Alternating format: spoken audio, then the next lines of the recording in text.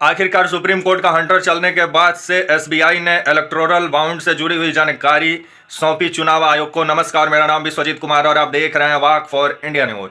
जिस तरह से इलेक्टोरल बाउंड चुनावी चंदे के धंधे को छुपाने में जिस तरह से लगा हुआ था एसबीआई, और 10 मार्च को पहुंचा एसबीआई सुप्रीम कोर्ट की 30 जून तक हमको राहत दीजिए साहब, क्योंकि इलेक्टोरल बाउंड से जुड़ी हुई जो अलग अलग ब्रांचों में जो सीलबंद लिफाफा है उसको जुटाने में काफी समय लगेगा, इसलिए 30 जून तक का टाइम सुप्रीम कोर्ट के सामने एसबीआई मांगा। लेकिन सुप्रीम कोर्ट ने याचिका को खारिज किया और कहा कि 11 मार्च तक आप इलेक्टोरल बाउंड से जुड़ी हुई जानकारी आप चुनाव आयोग को सौंपे, नहीं तो आपके ऊपर अवमानना की कार्रवाई हो सकती है। जिसके बाद से जो एसबीआई 2G के रफ्तार से काम कर रहा था, वही एसबीआई सुप्रीम कोर्ट का अवमानना की डर से 5G का स्टाइल में काम करते हुए नजर आया। और चुनावी बाउंड से जुड़ी हुई जानकारी, चुनावी जो ये बाउंड है जो 2018 में मोदी सरकार लेके आई, और सबसे अधिक चंदा किसी को मिला तो मोदी सरकार का 6000 करोड़ रुपया से भी ऊपर का चंदा मोदी सरकार को मिला।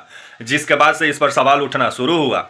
अब जिस तरह से एसबीआई ने चुनावी बाउंड से जुड़ी हुई जानकारी सौंप दी है चुनाव आयोग को, और चुनाव आयोग 15 मार्च तक अपने चुनाव आयोग का जो वेबसाइट है वहां पे अपलोड कर देगी, चुनाव आयोग के द्वारा अपलोड कर दिया जाएगा।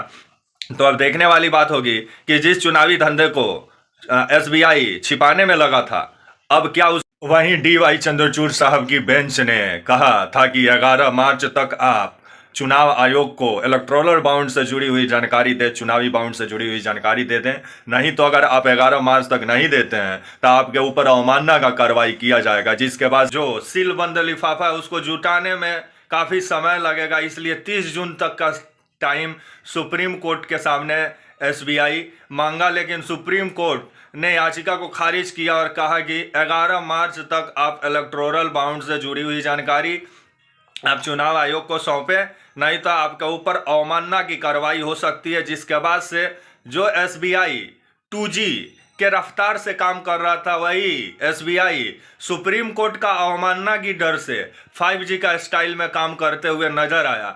और चुनावी बाउंड से जुड़ी हुई जानकारी, चुनावी जो ये बाउंड है जो 2018 में मोदी सरकार लेके आई, और सबसे अधिक चंदा किसी को मिला तो मोदी सरकार का 6000 करोड़ रुपया से भी ऊपर का चंदा मोदी सरकार को मिला। जिसके बाद से इस पर सवाल उठना शुरू हुआ।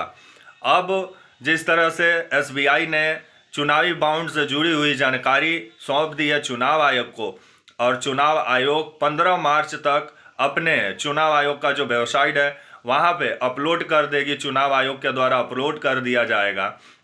तो अब देखने वाली बात होगी कि जिस चुनावी धंधे को एसबीआई छिपाने में लगा था, अब क्या उसमें से निकलकर सामने आता है। 15 मार्च को मालूम चलेगा जब चुनाव आयोग अपने वेबसाइट पे चुनावी बाउंड से जुड़ी जानकारी डालेगा। तब तक के लिए आप मुझे इजाज़त दीजिए, और आप हमारे channel walk for India news को प्लीज़ लाइक और सब्सक्राइब और शेयर करना ना भूलें। तब तक के लिए नमस्कार, जय हिंद, वंदे मातरम।